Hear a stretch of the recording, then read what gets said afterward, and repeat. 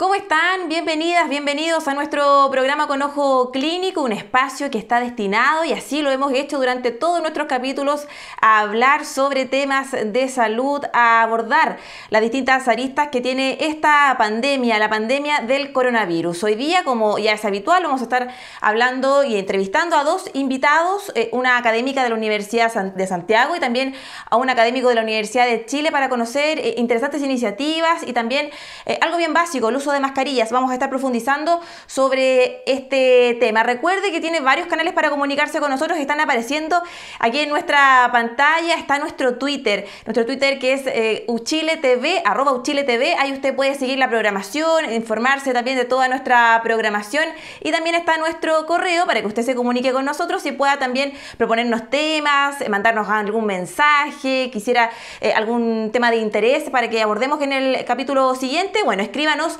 en nuestro correo canaluchiletv@uchile.cl. Y como todos los días comenzamos, ¿cierto? Y todos los capítulos comenzamos con un balance, con un panorama de las principales cifras. Y partimos con los casos nuevos.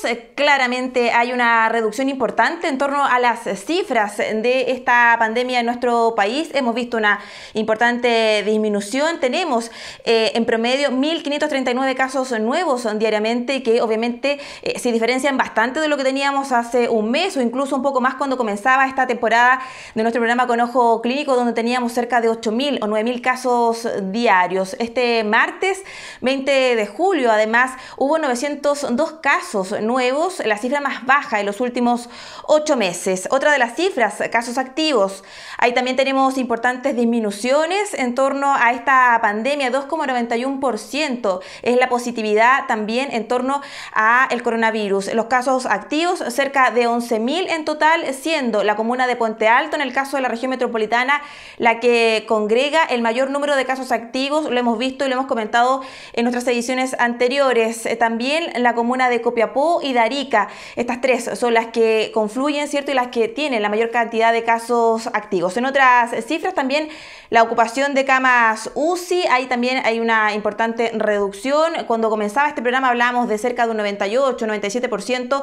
Hoy día tenemos una cifra bastante inferior, el 87% en torno a la ocupación de camas UCI, unidad de cuidados intensivos. También hablamos del plan paso a paso, porque hubo también importantes anuncios que se hicieron en torno a este plan, ¿cierto? Donde se da mayor flexibilidad a quienes tienen ya sus 2 vacunas, a quienes obviamente ya pueden aumentar en la cantidad de aforo, ¿cierto? Para recibir alguna visita, pueden moverse un poco más, hay mayor flexibilidad en torno al plan paso a paso. Cerca del 90% de la población en nuestro país está también en una fase 3 o la fase de preparación, que permite, ¿cierto?, poder moverse un poco más libremente, pero siempre, recuerde usted, y lo decimos cada vez que tenemos este programa al aire, hay que continuar con las medidas de cuidado, el uso de mascarillas, el distanciamiento social, y si no es necesario, evite salir y evite también las aglomeraciones. Son 7 las regiones en total que también han visto modificado su toque de queda y se ha aumentado, ¿cierto?, pasando de las 22 horas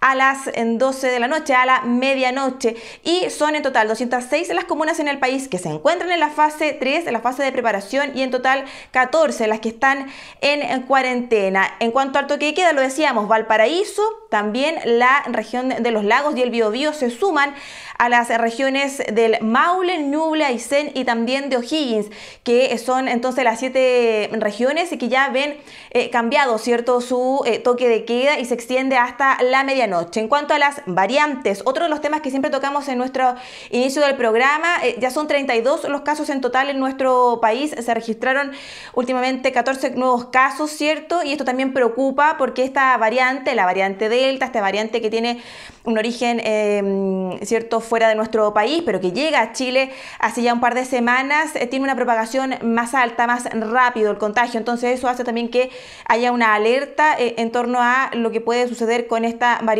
en las próximas semanas. Y para cerrar ya nuestras cifras, ¿cierto?, en torno a esta pandemia, este panorama general, En el proceso de vacunación también hemos visto cifras importantes. El 77% de la población objetivo ya cumplió con su vacunación, tiene sus 2 vacunas, su esquema de vacunación, y el 85% ya tiene, cierto, al menos una dosis de las 5 vacunas que están disponibles en nuestro país. Con este panorama general comienza nuestro programa Con Ojo Clínico.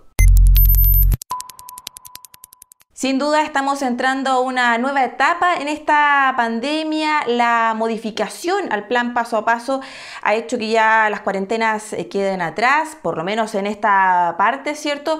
Y se empiecen a flexibilizar algunas medidas, como por ejemplo el toque de queda, comiencen ya a funcionar algunos comercios que no lo estaban haciendo, ¿cierto? Como los gimnasios, los teatros y también las escuelas que van a abrir y reabrir, ¿cierto? Para comenzar a recibir a sus estudiantes. La fase 3 está en varias de las comunas de la región metropolitana. Hay también una flexibilidad mayor, ¿cierto?, para que la gente pueda movilizarse, reunirse, siempre y cuando tengan sus 2 vacunas, potenciando el tema y estimulando, ¿cierto?, la vacunación de esta pandemia. Claramente esto va a producir una mayor movilidad entre la población y hay quienes se preguntan si este es el momento correcto, si hay que preocuparse o cómo evitamos también que se produzcan mayores contagios, porque puede ser que también esto pueda producir, ¿cierto?, una nueva ola o un rebrote. Es parte de lo que también nosotros hemos estado, ¿cierto?, abordando en nuestros distintos capítulos con los especialistas. Justamente en nuestro programa de hoy día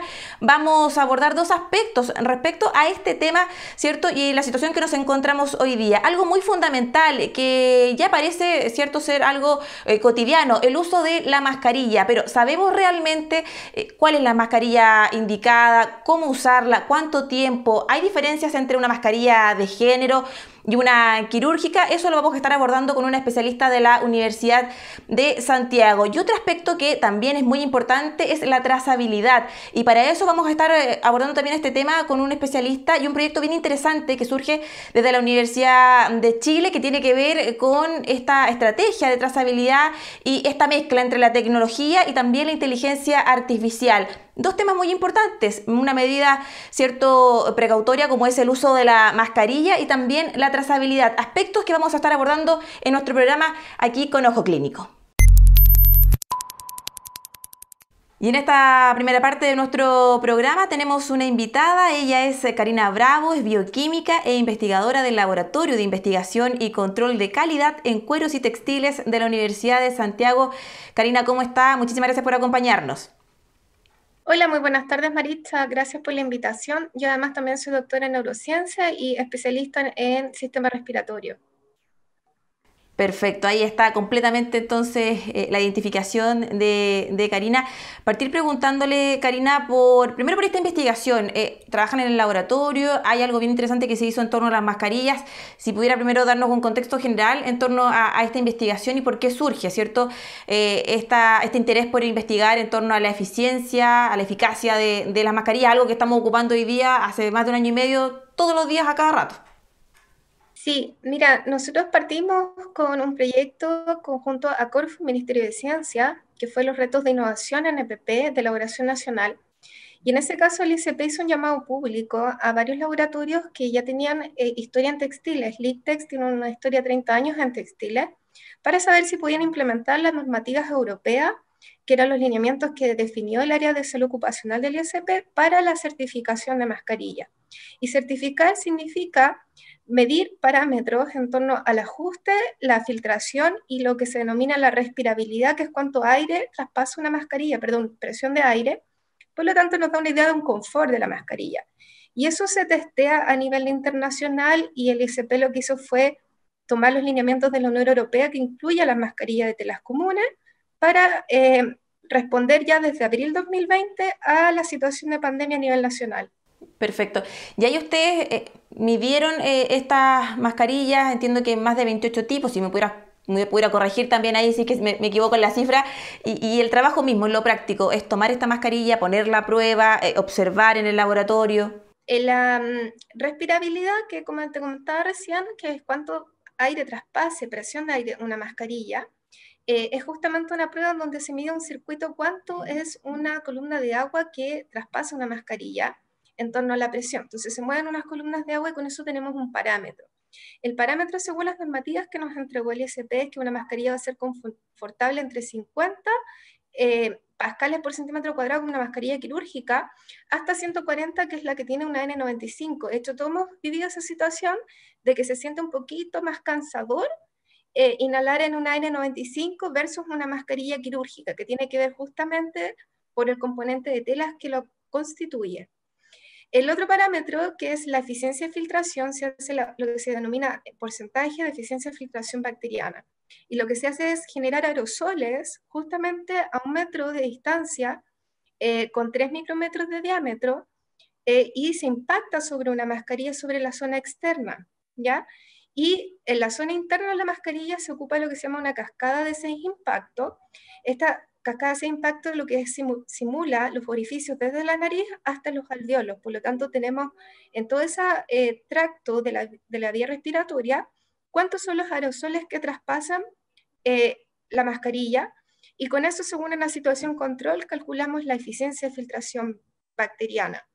Es importante recalcar que la bacteria que más que ocupamos está normada. Esto se compró un repositorio en Alemania, y esta bacteria está altamente estudiada en contextos de aerosoles, por lo tanto está en un diámetro que es homologable para la situación de SARS-CoV-2. El ajuste además se mide directamente en humanos. Ya nosotros, como tomamos los lineamientos de la Unión Europea, ocupamos las normas que se llaman UNE-EN. Después tiene una clasificación por letras. La más importante es la 14683, que es lo que denomina para una mascarilla de tipo o nivel quirúrgico. Y de esas se salen requisitos normativos para las mascarillas de las comunes. Y el ajuste ahí viene por tallas, pero obviamente para la población española o población europea promedio. Y en eso nosotros junto al ISP ya se inició un trabajo para medir los parámetros antropométricos de los chilenos en torno al rostro, porque esa es como la característica más importante para mejorar el ajuste. Con eso nosotros tenemos, por ejemplo, distancias promedio 15-18 centímetros de alto, alrededor de 18-21 centímetros de ancho, y eso es algo que nosotros medimos directamente en el laboratorio. La logística de eso, la pandemia de SARS-CoV es bastante complicada, pero sí ya lo hemos podido implementar. Por lo tanto, también medimos el ajuste directamente, principalmente en la zona de la nariz, en la zona de las mejillas y el mentón, para el nivel quirúrgico y para lo que se denomina el nivel social, que son estas mascarillas hechas de telas comunes. Justamente, Karina, le quería preguntar eso, porque está hablando de las mascarillas quirúrgicas, la KN95, que uno tiende a relacionarla con equipos médicos, algo ya de uso más profesional, pero ¿cuántos tipos de mascarillas pueden llegar a existir y cuáles son sus características?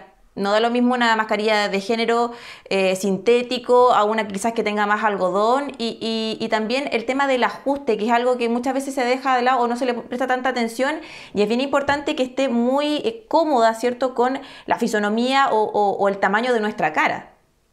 Exactamente, Maritza, eso de hecho uno de los puntos clave que es para la pandemia de SARS-CoV-2. Nosotros tenemos que evitar inhalar aerosoles desde otra persona, independiente de esa persona tenga síntomas o no, esté diagnosticada o no, porque eso es lo que nos plantea el desafío de la pandemia, que no sabemos a ciencia cierta si la persona está contagiada o no por la posible ausencia de síntomas. Y de hecho, nosotros, y aquí te lo voy a contar como una historia más general, el ISP en Chile puede hacer un testeo específico solo por mandato del Ministerio de Salud de mascarillas N95. ¿Ya? Y las N95 son uno de los tipos principales de mascarillas que se venden en Chile y ya son consideradas EPP. ¿Qué quiere decir EPP? Elemento de protección personal bajo el reglamento que rige a estos elementos, bajo un decreto, una resolución que está emanada desde el 2010, y son principalmente para usarla en contextos quirúrgicos como también en contextos de minería. Esta tiene una normativa de certificación donde se prueban aerosoles de pequeños tamaños, pero se aerosoliza cloruro de sodio.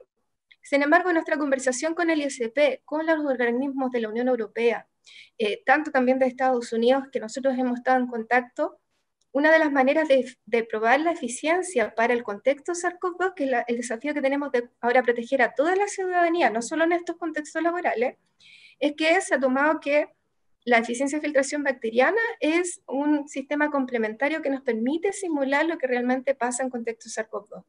Y por eso nosotros complementamos esta capacidad que ya existe desde el ISP, que además le hace el registro de entrada a lo que es importación de N95 y aprueba una mascarilla como N95 haciendo un chequeo de cuáles son las certificaciones que entran a Chile. Y nosotros complementamos esa capacidad de probar el nivel quirúrgico y probar el nivel social.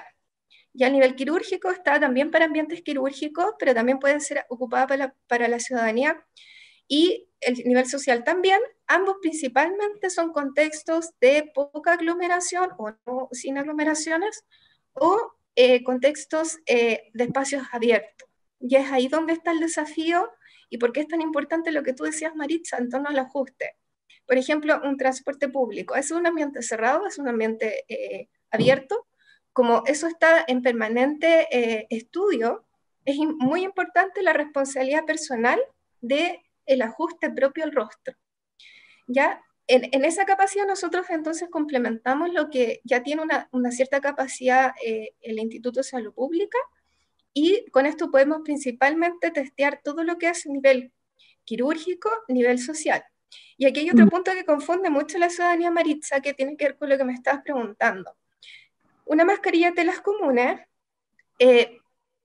a decir de otra manera, todas las mascarillas están hechas de tela, tanto las N95 que cumplen de 5 a 7 capas, como las mascarillas quirúrgicas que son clásicamente 3 capas, y las mascarillas sociales también tienen telas comunes que pueden ejercer la misma función. ¿Ya? Ahora, todas esas telas pueden ser de nivel más técnico o menos técnico. Eso tiene que ver con la lógica que sea en una mascarilla. Una mascarilla tiene que cumplir con al menos 3 capas, con una capa externa que sea repelente al agua, una capa intermedia que funcione como filtro y una capa interior que tiene que ser amigable al rostro. Ahora, ¿qué tan eficiente es esa combinación de telas? Es lo que nosotros determinamos por la certificación. Por lo tanto, la certificación demuestra que la mascarilla funciona como tal, no es algo accesorio a la mascarilla, sino que demuestra en parámetros si está cumpliendo o no está cumpliendo. Karina, efectivamente la KN95 es la mascarilla más efectiva, la más segura, la que nos protege más.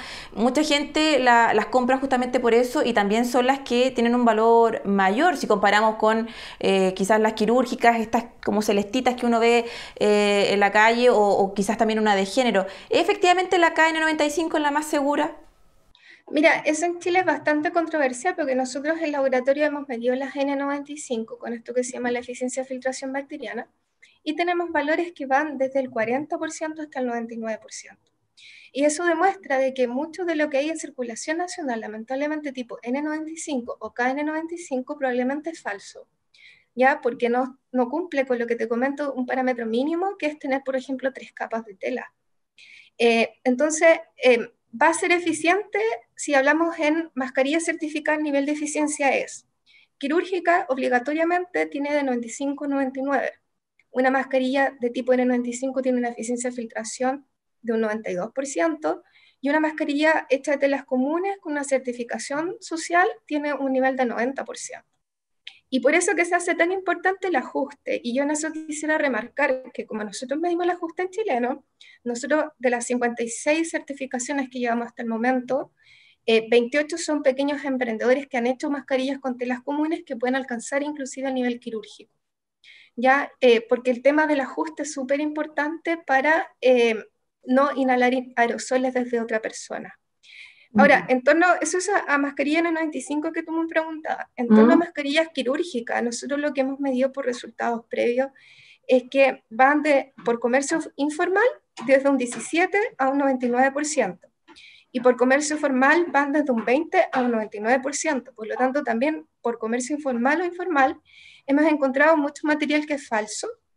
Lamentablemente, si tú te fijas, muchas certificaciones son como generales y eso no está cumpliendo ningún tipo de normativa, sea de origen asiático, sea de origen europeo, sea de origen estadounidense.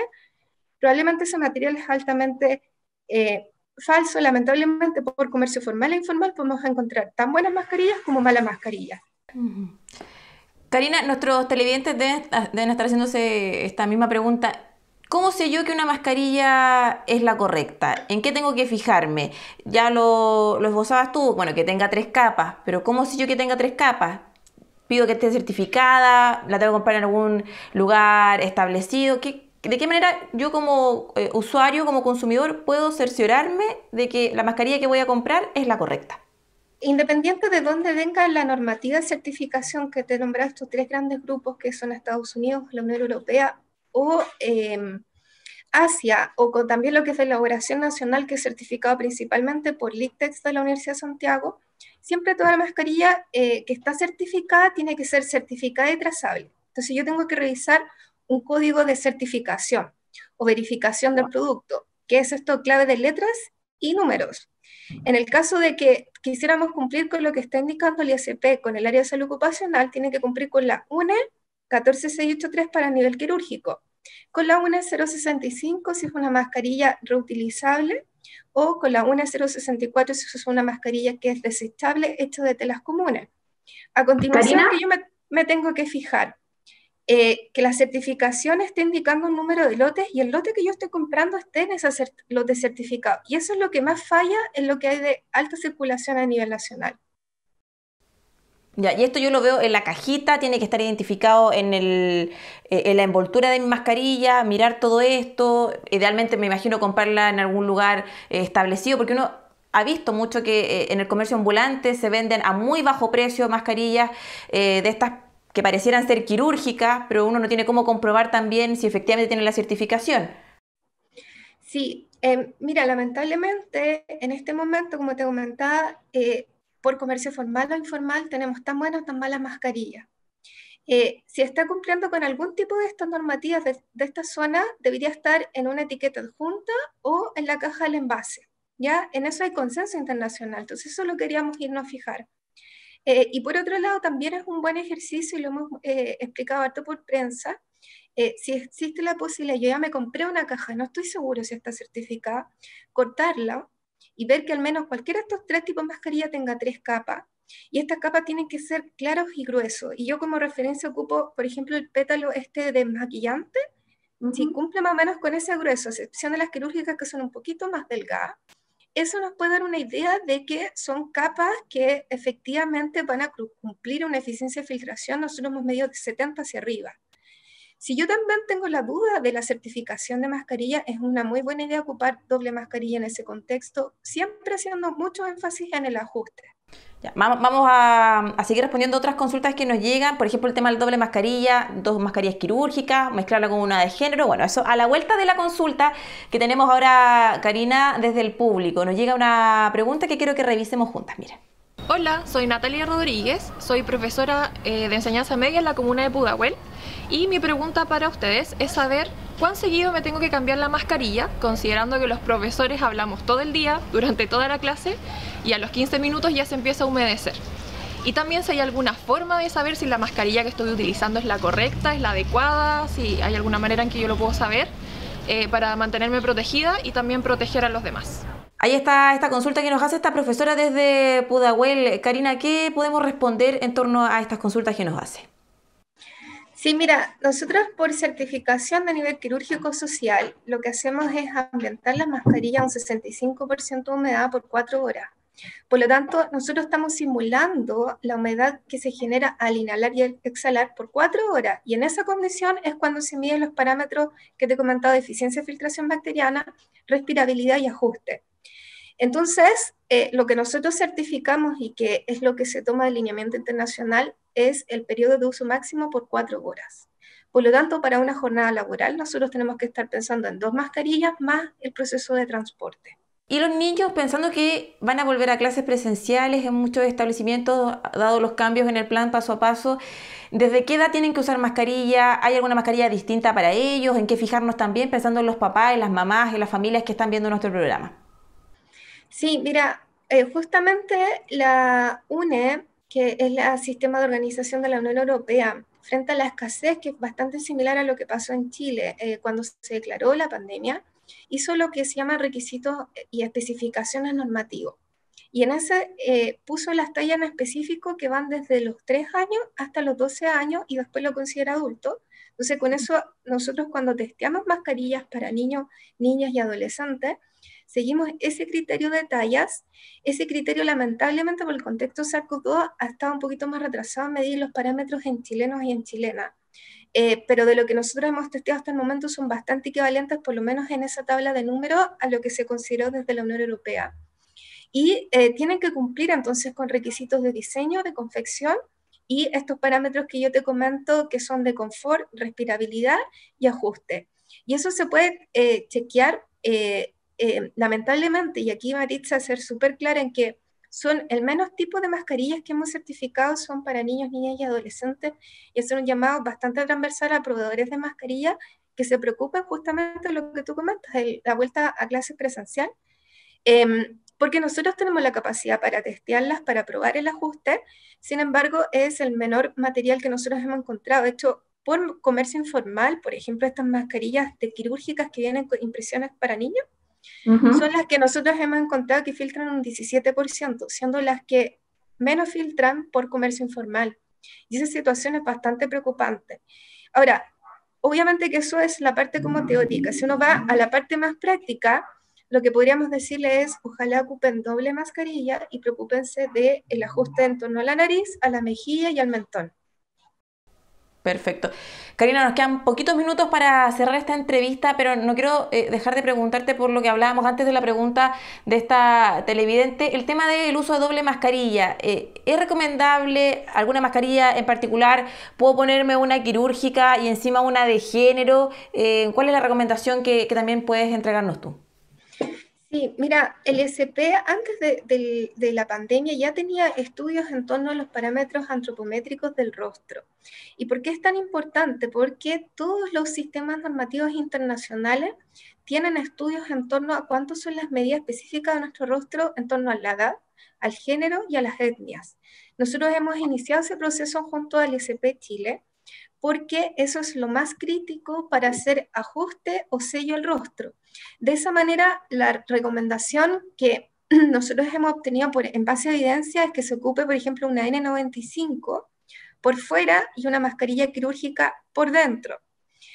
No es la única manera. La mejor combinación es la que yo obtenga un mejor ajuste y si además yo tuviera acceso a una mascarilla certificada, con una mascarilla certificada yo lo que me tengo que complementar es lograr el ajuste en el rostro, en torno a la nariz, mejilla y mentón, y esa sería la mejor recomendación.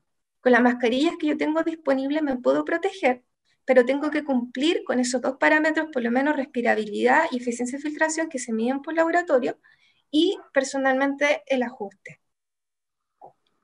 Así es, interesante toda la información que nos entrega Karina Bravo, bioquímica e investigadora del Laboratorio de Investigación y Control de Calidad de Cueros en Cueros y Textiles de la Universidad de Santiago, por entregarnos esta información, por aclararnos, ¿cierto?, algo tan básico como el uso de mascarilla y tantos detalles en los cuales tenemos que preocuparnos para su uso correcto. Karina, muchísimas gracias por acompañarnos en nuestro programa Con Ojo Clínico. Muchas gracias, Maritza, por la invitación y muchas gracias también por permitir esta conexión directa con las preguntas de la gente. Eso es súper importante, nos podemos proteger. Así es, esa es la idea también de nuestro programa, darle espacio y responder a todas las consultas de las personas, de las y los ciudadanos. Muchísimas gracias, Karina, que estés muy bien. Chao, chao, un gusto. Y como ya es habitual también en nuestro programa, lo queremos invitar a usted, a todos ustedes, a revisar la siguiente información, porque obviamente esta pandemia también ha generado bastante incertidumbre, cambios, ¿cierto?, en nuestro día a día. Bueno, Constanza Briceño es terapeuta educacional de la Universidad de Chile y ella nos entrega varias recomendaciones, consejos en torno a cómo estimular también nuestra parte cognitiva. Los invito a ver esta información y ya regresamos.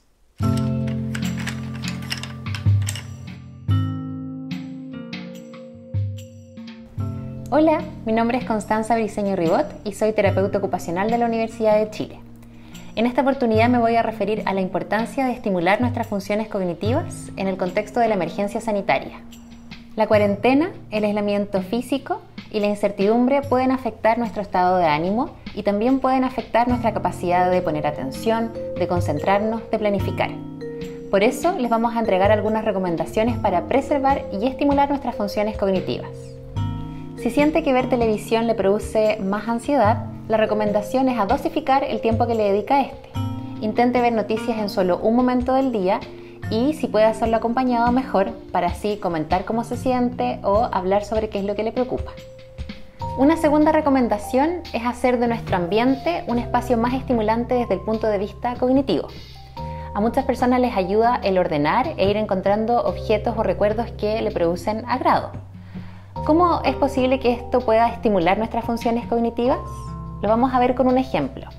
Si yo encuentro una caja llena de fotografías, es posible que con esa actividad yo pueda estimular mi memoria a través de recordar episodios, personas, fechas, lugares, pero que también estimule la atención al concentrarme en esta tarea a pesar de que puedan haber distracciones en el ambiente.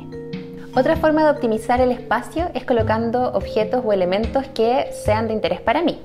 Por ejemplo, si tengo varios libros guardados en el closet o en un mueble que no veo, es posible que no me acuerde de leerlos. En cambio, si los tengo a la vista, me van a dar ganas de poder leerlos esta vez. En cápsulas anteriores hablamos de la importancia de participar en actividades de tiempo libre. Cuando nos involucramos en estas tareas, también estamos estimulando nuestras funciones cognitivas. Si yo realizo un puzzle, o si leo, o si escribo, o si practico una nueva receta, todo eso está ayudando a mantenerme activo desde el punto de vista cognitivo. Lo mismo pasa con el ejercicio físico. Cuando lo hago, no solamente estoy estimulando los músculos, sino que también estoy estimulando estas diferentes funciones cognitivas, la memoria, la atención, la planificación, la secuenciación, entre otras. Bueno, eso fue todo por hoy. Esperamos que pongan en práctica estas recomendaciones y que les ayuden a mejorar su rutina. Que estén muy bien.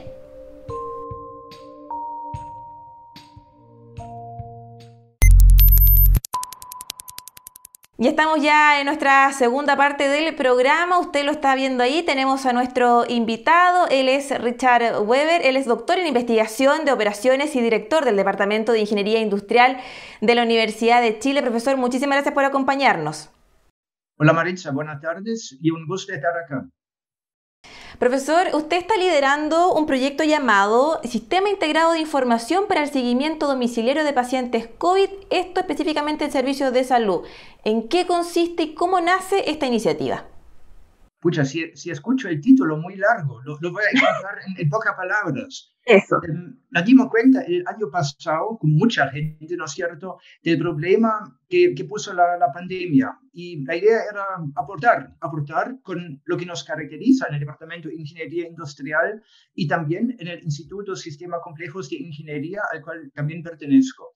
Y ahí usamos justamente tecnología para mejorar la gestión en organizaciones públicas y empresas. Y en ese caso, aquí no estamos hablando de una organización, ¿no es cierto? Aquí estamos hablando de un desafío país. Nos juntamos con el Servicio de Salud Metropolitano Sur-Oriente y desarrollamos una plataforma para ayudarles a ese servicio de salud en la lucha contra el COVID. En particular, nos preguntamos cómo podemos captar datos de los pacientes. Desarrollamos una plataforma donde llamamos automáticamente a los pacientes que están en su domicilio. ¿No es cierto? No hay espacio para todos los pacientes en el hospital, menos en las camas críticas. Entonces, lo que dijimos es, tenemos que vigilar mejor el estado de aquellos pacientes que están en su domicilio. Ahí desarrollamos una herramienta que funciona en la nube con Amazon Web Service, donde llamamos automáticamente a los pacientes y le preguntamos por su estado de salud. Registramos las respuestas y de esa forma podemos monitorear mucho mejor en forma masiva el estado de salud. Y esos datos entran a modelos predictivos donde usamos inteligencia artificial para predecir cuál va a ser el estado de salud el día mañana o en una semana más. Eso en términos simples. Perfecto. ¿Y existía alguna plataforma similar o existe hoy día algo similar a esto? ¿O más bien ustedes pensaron esta plataforma, se ideó y es algo inédito? Esa plataforma existe en otros países también y sabemos que el Ministerio de Salud también está desarrollando una plataforma muy similar. Nos comentaron desde el Ministerio de Salud, pero por lo que entiendo hasta el día de hoy no está funcionando. No tengo la información definitiva, pero entiendo que todavía no lo lanzaron. Profesor, en el fondo esto apunta directamente a algo súper importante que nosotros hemos abordado acá en el programa, que tiene que ver con la trazabilidad, con hacer un seguimiento al paciente, obtener información, algo que es fundamental, dicen también desde el área médica, ¿no?, por así decirlo, para hacer control de esta pandemia. Exactamente. Y ahí es donde, como tú dices, Maritza, hacemos seguimiento. En vez de trazabilidad, que busca entender con quién tuvo contacto en el pasado un paciente, ¿no? Ese es en términos simples lo que importa en la trazabilidad. Lo que buscamos es mirar para el futuro, ver cómo se desarrolla la salud de cada uno de los pacientes. Y hasta ahora, ¿cómo ha sido el desarrollo de esta plataforma, profesor? La obtención de esta información, porque usted hablaba también del uso de inteligencia artificial, que va muy de la mano con el avance de la tecnología y cómo también esto puede contribuir a tener datos, a tener información, a hacer este seguimiento en los pacientes, ¿cierto? ¿De qué manera esto también se ha ido desarrollando durante este tiempo? Sí, fue todo un parto. Empezamos hace un año atrás y con suerte y con un buen equipo presentamos y nos adjudicamos un proyecto COVID de ANIT, de la Agencia Nacional de Investigación y Desarrollo. Ese fue uno de los 63 proyectos que ganaron ese fondo. Trabajamos durante los últimos 12 meses en ese proyecto y con mucha gente, muchos profesionales, colegas del Departamento de Ingeniería Industrial, también del Centro de Sistemas Públicos, y la contraparte también tenía muchos profesionales apoyándonos desde el Servicio de Salud Metropolitano Sur-Oriente. Si lo cuento ahora, eran entre 40 y 50 personas. Entonces fue un desafío enorme juntar esa gente y alinearlos. Y al final llegamos a distintos productos a lo largo de ese proyecto, a lo largo de los últimos 12 meses. ¿Profesor, están actualmente trabajando solo con el Servicio Metropolitano Sur-Oriente o piensan también ampliarlo a largo plazo a otros servicios? Me imagino que esta iniciativa igual la idea es replicarla a otras áreas por la importancia que tiene y la facilidad también que tiene al ser de uso de inteligencia artificial, ¿no? A través de un sistema computacional. ¿Cómo también ustedes lo planifican a largo plazo? Hasta el momento trabajamos solamente con el Servicio de Salud Metropolitano Sur-Oriente, pero claramente el sistema que desarrollamos es genérico. Tanto la plataforma tecnológica para captar los datos a través de llamadas automáticas, como el modelo predictivo también, que predice el estado de salud. Ambas componentes son genéricas y pueden ser aplicados en otros servicios de salud. Y estamos llamando a las personas, pero también estamos esperando llamadas de otros centros de salud que tengan interés en aplicar ese sistema. Perfecto. Profesor, ¿y el paciente? ¿Qué información recibe? ¿Es a través de una aplicación en el celular, un llamado telefónico, decía usted? ¿Él recibe información de vuelta? Le dicen, mire, usted tiene que ir a un servicio médico urgente, así va su evolución médica. ¿Qué información recibe también la persona que es parte de esta plataforma? Ok, entremos un poco más en detalle, Maritza. Primero es importante señalar que no llamamos a los pacientes en estado grave. Ahí llama personal de salud. Nosotros llamamos a la mayoría de las personas, a la mayoría de los pacientes que tienen síntomas leves o son asintomáticos, pero COVID positivo igual. Esa es la mayoría de la gente y ahí llamamos, hacemos el monitoreo y una llamada es a través de un robot. De hecho, en el servicio de salud lo llaman el robotín. Llama el robotín. El robotín. Exactamente. Entonces, llamamos y hacemos básicamente 5 preguntas que la persona que recibe la llamada puede contestar con el teclado de su celular.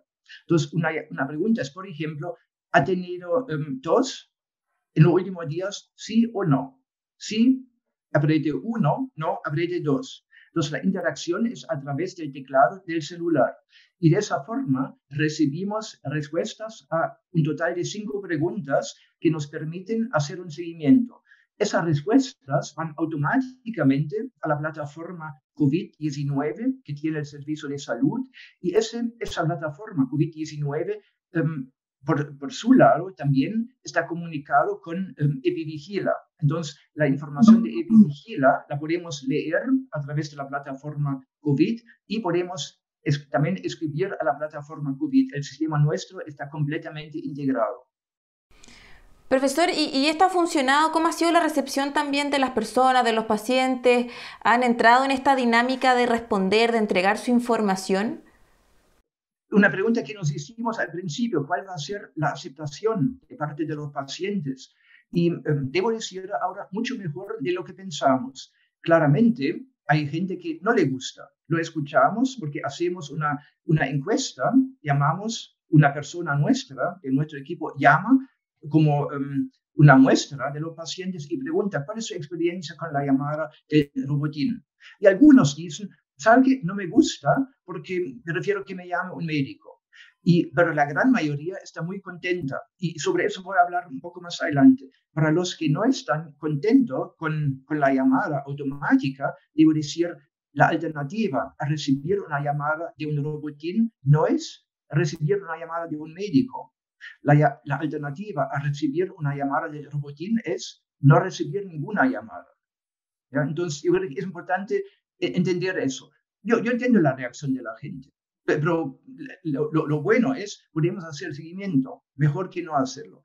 La gran mayoría, sin embargo, está contenta, se sienten como protegidos y nos señalan, estamos muy contentos, sabemos que alguien se preocupa por nosotros y si las respuestas al robotín dan señales de una alerta, esa alerta gatilla una llamada de un médico.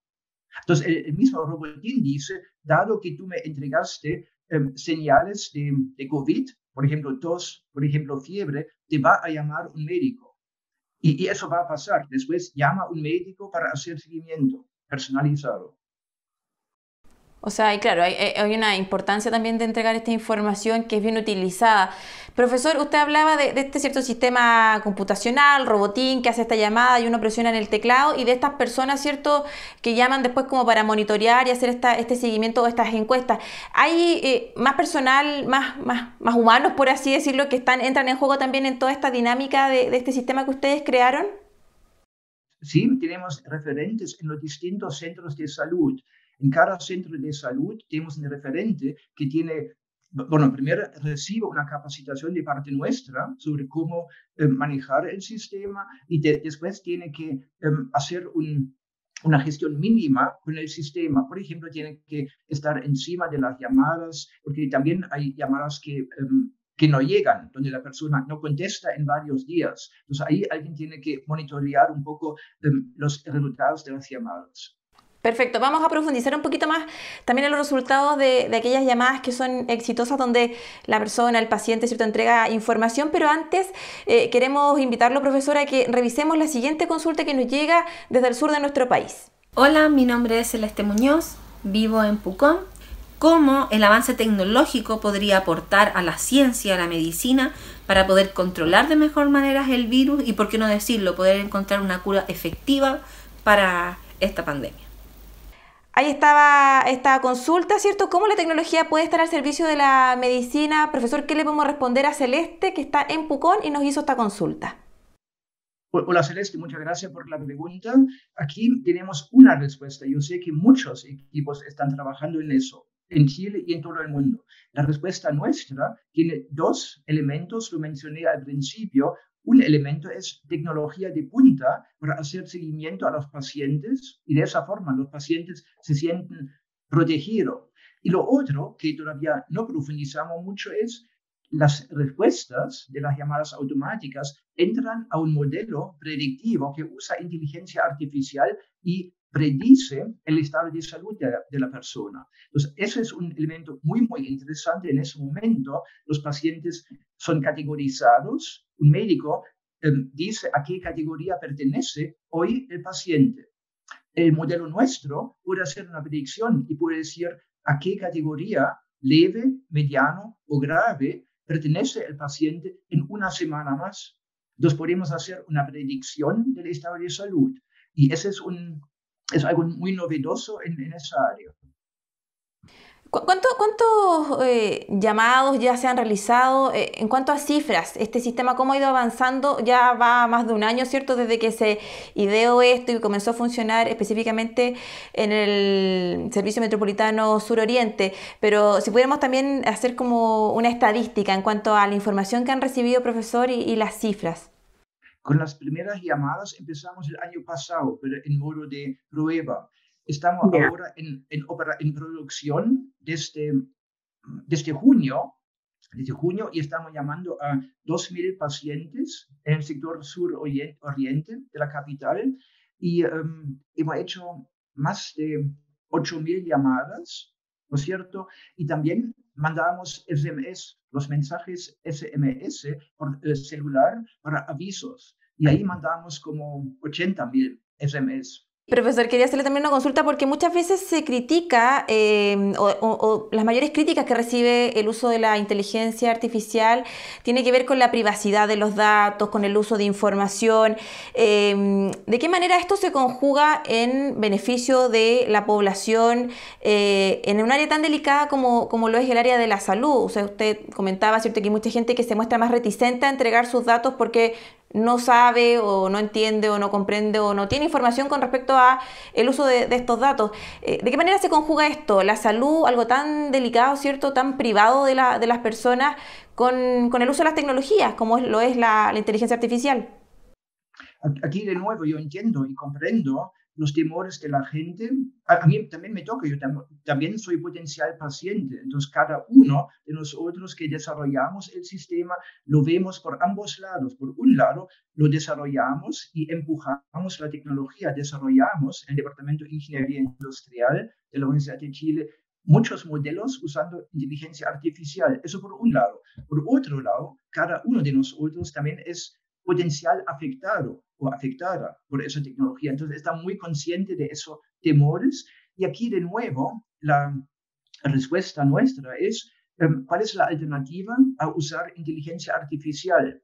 Pues podemos no usarlo y eso podría ser peor. Pero, de nuevo, la inteligencia artificial llegó para quedarse y tenemos que tener herramientas para guardar la privacidad. Y hay muchas técnicas para hacerlo. Es un tema más bien técnico. Se puede guardar la privacidad y a la vez usar inteligencia artificial. Yo creo que es el camino que tenemos que encontrar, guardar la privacidad y usar tecnología, en vez de simplemente decir, ese es algo peligroso y mejor no usarlo. Yo creo que ahí perdemos los beneficios que potencialmente trae.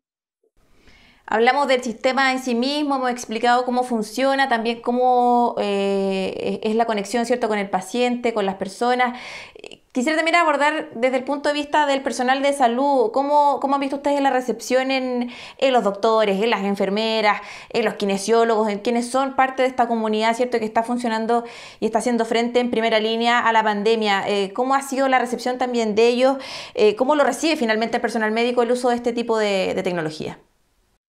Aquí fuimos de menos a más. Y si digo de menos a más, durante el proyecto tuvimos altos y bajos, como cualquier proyecto. Por ahí en octubre, noviembre del año pasado, tuvimos un momento crítico cuando, por un lado, el país estaba mal con las cifras, en particular el sector sur-oriente de la capital, y nosotros todavía no podíamos entregar el sistema. Entonces, ahí se produjo un pequeño problema, pero por suerte y por buena disposición de todos los involucrados, supimos resolverlo. Y ahora, gracias a la colaboración de todos, podemos ofrecer este servicio y es un alivio para muchas personas. Hicimos una estadística, podemos bajar la carga para las personas que llaman a pacientes en un 60%. Piensa que todos los días llaman desde un centro de salud a los pacientes y tienen que hacerlo por ley. Tienen que llamar, tienen que hacer un seguimiento. Y eso es una carga enorme. Y ahora podemos bajar esa carga en un 60% en aquellos centros que usan nuestro sistema, que todavía son pocos y lo único que queremos es escalar el sistema y que más centros de salud lo usen. Pero no es solamente el 60% menos trabajo para el personal para el personal médico. También podemos detectar algunos casos donde el paciente tenía síntomas leves, pero de repente muestra síntomas más graves. Entonces, la posibilidad de detectar esos casos también es un plus de nuestro sistema. Perfecto. Profesor, usted decía recién, la inteligencia artificial llegó para quedarse. ¿Qué otras potencialidades ve usted a este tipo de sistemas pensando en el área de salud? ¿Cómo pudiéramos proyectar también este tipo de herramientas, ¿cierto?, a futuro, no solo en esta pandemia, sino que en otras enfermedades, en otras contingencias? Una proyección finalmente de la utilidad que podría tener este tipo de sistemas a largo plazo. Más que una proyección, Maritza, yo puedo contar del siguiente proyecto que ya iniciamos. Cuéntenos, a ver. Gracias a la colaboración que tenemos y gracias a la experiencia. Lo que hacemos ahora, estamos haciendo llamadas a pacientes que tienen una hora agendada en un centro de salud. Piensa que, por ejemplo, en la patología de oncología, hay pacientes que tienen que ir a un control y agendan una hora con mucha anticipación. Algunos de los pacientes se presentan a la hora, otros no se presentan. Y eso genera un problema enorme. Todos sabemos de las largas filas de espera que existen en el país. Algunos pacientes esperan hasta años por un tratamiento. Bueno, y ahí es donde ayudamos con la plataforma nuestra, con las llamadas automáticas del robotín, llamamos a aquellos pacientes, eso no tiene nada que ver con COVID, llamamos a aquellos pacientes que tengan una hora agendada, llamamos 3 días antes de la hora agendada y preguntamos, ¿tú te vas a presentar en 3 días más? Y si el paciente dice sí, le mandamos un SMS con la instrucción específica, la hora, el médico y el lugar. Pero el caso más interesante es si el paciente dice no voy a tomar la hora. Esa hora hoy se pierde porque nadie avisa. Se sabe que 30% de las horas agendadas se pierden en algunos establecimientos, no en todos. En algunos establecimientos, por ejemplo, si tengo 10 horas agendadas, se pierden 3. Y en esas 3 horas se podría asignar a otro paciente y de esa forma cortar un poco la larga lista de espera en el país. Entonces, esa llamada ya empezamos y se ve muy, muy positivo. Sin duda, profesor, es grande el aporte que hace este amigo, como lo describen ustedes, a Robotín, ¿cierto? Que en el fondo es inteligencia artificial, es el uso de la tecnología en el servicio para la gente, ¿cierto? Y sobre todo en esta contingencia de la pandemia y como usted también nos adelanta en el futuro y como lo están haciendo ya también en otros escenarios, ¿no? En el día a día del área de la salud. Sin duda, muy interesante todo el trabajo que han estado desarrollando y por eso mismo le queríamos agradecer a usted por compartir toda esta información, por contarnos de este proyecto que han estado desarrollando hace más de un año junto a académicos de la universidad. Muchísimas gracias, profesor, por acompañarnos en nuestro programa. Muchas gracias, Maritza. Un gusto. Hasta luego. Muchísimas gracias. Ahí estaba Richard Weber, él es doctor en investigación de operaciones y director del Departamento de Ingeniería Industrial de la Universidad de Chile, que nos hablaba, ¿cierto?, sobre este interesante proyecto. Un interesante programa hemos compartido durante esta hora junto a ustedes. Es importante recalcar, en base a lo que hemos conversado con los dos especialistas en nuestro programa Con Ojo Clínico, el uso de mascarillas. No todas sirven, no todas están certificadas. Hay que fijarse muy bien que cumplan con todos los estándares internacionales de certificación, que tengan 3 capas. Lo decía ahí la profesora Karina Bravo, ¿cierto? Si es necesario, usted corte con una tijera, vea, inspeccione, revise sus mascarillas y protéjase. Incluso si es necesario, utilice 2, ¿cierto? Para protegerse, sobre todo hoy que estamos frente a cifras que son inferiores, ¿cierto?, a lo que habíamos visto hace un par de semanas, pero eso no significa que la pandemia ya esté en retirada o que no tengamos contagios. Siguen existiendo contagios diariamente y obviamente hay zonas que todavía nos preocupan. Depende de usted, depende de mí, de todos nosotros, cómo sigamos, ¿cierto?, haciendo frente a esta pandemia. Es importante siempre recalcar el lavado de manos, el uso correcto de mascarillas. Hoy día tuvimos gran parte del programa hablando sobre eso, evitar las aglomeraciones, mantener el distanciamiento social, son partes fundamentales en la prevención y en el control de esta pandemia. En una segunda parte de nuestro programa también hablamos sobre el uso de la tecnología y también la inteligencia artificial. Decía el profesor, ¿cierto?, la inteligencia artificial llegó para quedarse y cómo esta tiene que ser usada en el servicio de la gente, en el beneficio de las personas para contribuir a través de este sistema, ¿cierto?, estos llamados, este robot, ¿cierto?, que hace estos llamados para los pacientes con COVID y ahí hablaban, ¿cierto?, este académico de la Universidad de Chile, más de 8.000 llamados se han realizado durante el último tiempo, ha contribuido incluso a reducir en un 60% el trabajo que tienen que hacer los servicios de salud en el seguimiento de los pacientes COVID y también conectar en caso de ser necesario con una atención médica urgente, y también esto extrapolarlo a otras situaciones cotidianas, al control de otras enfermedades, ¿cierto? Porque tenemos la pandemia, pero también siguen existiendo otras patologías entre nosotros. Llegamos hasta acá con nuestro programa. Usted sabe, siempre queda muy invitada, muy invitado a seguir toda la programación de nuestro canal Uchile TV. Recuerde que tiene un correo también para que se comunique con nosotros, y también puede ver nuestros capítulos. Si usted se ha perdido alguno, puede revisarlos tanto en la página de la Universidad de la Chile en Destacados, en los videos, ¿cierto? Y también en la cuenta de YouTube de la Universidad de Chile, donde están todos los capítulos de nuestro programa con Ojo Clínico y también de los demás espacios de nuestro canal. Los dejamos hasta acá. Sigue acompañándose con nuestro canal y nuestra programación. Que esté muy bien. Muy buenas noches.